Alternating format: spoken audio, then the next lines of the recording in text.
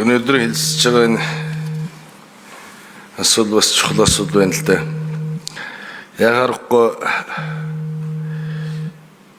эмийн салбарт өөрчлөлт хийхгүй болохоо байсан. Одоо 100 жил болоход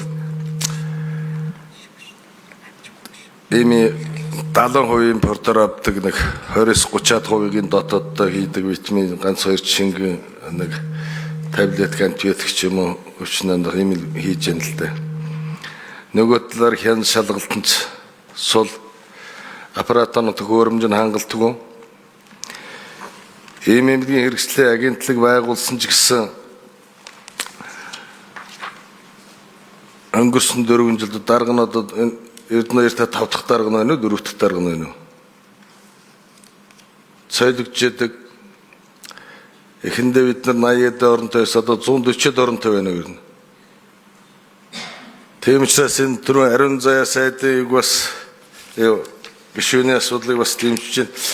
Ер нь мөнгө сайхан сайдны эмийн хяналтын асуудлыг тусдаа болгоод Батлагат лабораторийн тоног төхөөрөмжөөр хангаж өгөхгүй л тоног төхөөрөмж дутагдaltaа ийм асуудал байна. Эмийн буухгүй байна. Гайлаар орж байгаа 8-15% татварыг гайл татвар оногдуулаад тэгээд 10% нөөттөө тэгээд ханган нийлүүлэх байгууллага 25-аас 35% билүү. Тэрний нөөтгөд 10% байгаа. За аптекуудтэйгээд 25-аас 30-40% нэмээд тэрний нөөтгөд 10% байгаа. Гэтэл эмийн үнийг өсөхгүй барих боломж байсан. Мөнгө сайхан зайтай өрөөмөж өнгөрсөн 4 жилд яасан хэр чинь Монгол улсын засгийн газар ковид үедээ яг 20-оос нэмэгдсэн л дээ.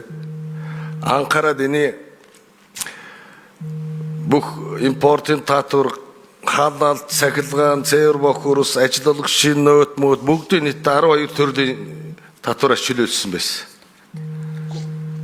Гэтэл эмийн өссөн. Зэнтэй батав нэг хэд асуудал асуу гэж бодож байна л да. Энэ яг эмийн өсөлтөнд юу нөлөөлсөн гэж бодож байна. Ийм одоо хөнгөлт үзүүлж яхад. Хоёрдугаар сум багийн эмийн санг одоо яаж шийдийг гэж бодож байна. Сая би хөдөө яваад загнуул заагаад ирлээ л да. Хөнгөлтөө авч чадахгүй байна. Мөн эмийн чанар аюулгүй байдлаар алдагдсан энэ одоо лабораторийн тоног төхөөрөмж хангалттай юу юм шинжилгээ хийх.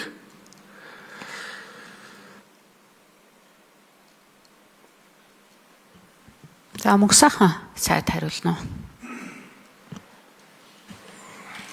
За тэр хяналт тавих байгууллагыг одоо хөндлөнгөөс хянуулахдаа санал нэг байна гэдгээ илэрхийлсэн. Харин тэрийг яаж зохион байгуулж хөндлөнгөөс хяналтыг сайжруулж сайн тоног төхөөрөмжтэй лабораторитой байлгах жижиг хяналтыг тавих бах, нэлээдгүй хэмжээний төсөв мөнгө орох бах гэж бодож байна.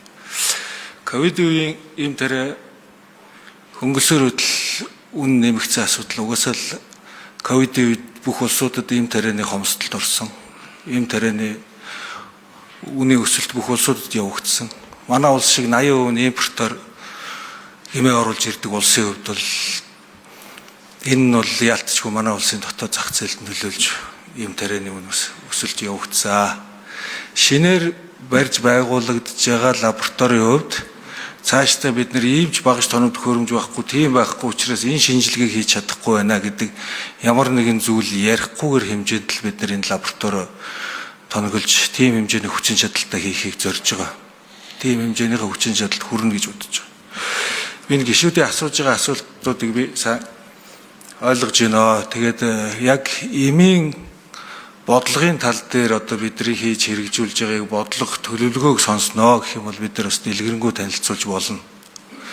Яг энэ эмийн бодлого дээр бид нар ямар чигээр хэмжээ барьж байгаа. Бид нар цааш дээр ингээд 80% импортоор авсаар байх юм уу? Экспортлогч улс болох юм уу? Экспортлогч улс болохын тулд мэдээж дотоодын зах зээлд хангаад бол дийлэхгүй. Тийм учраас аль аль улсын зах зээл рүү орох боломжтой. Аль улсын үйлдвэрүүдтэй хамтраад үйлдвэр байгуулад улсынхаа давуу талыг ашиглаад энэ уламжлалтаас ахуулаад гарах боломж бүрдэх юм бэ гэдэг төлөвлөгөө байна. Тэрний тулд бид нэр эмийнхээ зохицуулалтын чадварыг нэмэгдүүлэх ёстой. Өнөөдөр манай улс Дэлхийн эрүүл мэндийн байгууллагаас эмийн чадвараар 1 гэдэг үнэлгээ авч байгаа. Бид нар энийг доотлол нь 3 юм уу 4 болгож ээж манай улсад үйлдвэрлэгдсэн үйлдвэрүүд бүгдөө хүлээн зөвшөөрөгдөж гадагшаа экспортод гарах боломж бүрдэнэ. Энэний суур асуудлуудыг шийдэх ажил хийж байгаа. Ийм эмнэлгийн хэрэгслийн агентлаг байгуулагдаагүй байхад манай улсад 0 гэдэг үнэлгээтэй байсан. Одоо агентлагийг байгуулад ямар ч нэг болцсон. Агентлагийнхаа үйл ажиллагааг докторжуулаад цаашдаа авч ирэх ажлуудаа бүгдийг тодорхой болгоод бид нар 3 4 түвшинд хүрэх юм бол бид нар экспортлогч ус болох боломж бүрдэнэ. Энэний тулд бид нар хувийн хвшлүүдтэйгээ маш сайн хамтарч ажиллаж энэ үр дүнд хүрнэ. Эмийн талаар боловсрол олох одоо та бүхэнд харагдаж байгаанууд нь нэг постэр шторк юмнууд харагдаад байгаа хэл та. Түүнээс бид нар нэг цогц бодлого арга хэмжээг авах гэж үзэл. Ерөн цэцэрлэг сургуулиудын төвшөнд бид нар ямар боловсрол олох ёстой. Нас биеийн төрсөн улсуудыг Улаанбаатар орон нутгаар нь яаж бид нар энэ бодлого үйл ажиллагаагаа хүргэх юм. Энэ дээр бид нар цогц арга хэмжээнүүдийг аваад та хэдий одоо яриад байгаа энэ тоотой баримттай хэмжигдэхүүц хүрхүүц тийм нэгжтэй